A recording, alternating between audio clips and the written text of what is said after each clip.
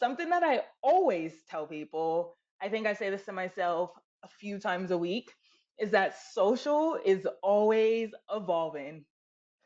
It has not stopped. And as someone, okay, who is all in on social, and when I say all in, I mean more than my full time, okay? Live, breathe, eat social, conferences, webinars, reading articles every other day on what is really changing on these social platforms.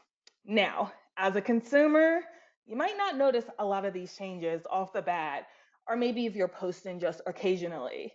But for the artists, the creators, the brands who are using this to connect with their own audiences, build and cultivate your fan base, maybe you're selling your own product or service, these tools matter.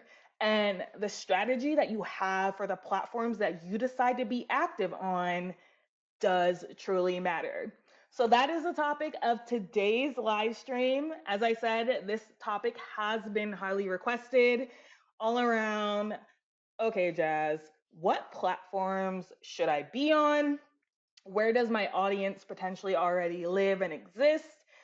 Often, everyone knows the big platforms like the big six or seven, the Instagram, TikTok, Facebook, Snapchat, X slash Twitter, threads of Pinterest of the world. But there are other incredible emerging and or established platforms that it honestly might make sense for you to be on and or potentially experiment with and try out, especially when we know now, as we are about to enter 2026, Instagram, Facebook, these are platforms that have been around for a while, right? They're pretty friggin' saturated, billions of users. TikTok is no longer in its prime of the 2019 to 2021, where it was so easy to go viral and it seemed like every piece of content or creative you posted did exceptionally well organically. As we can see, it's really no longer the case.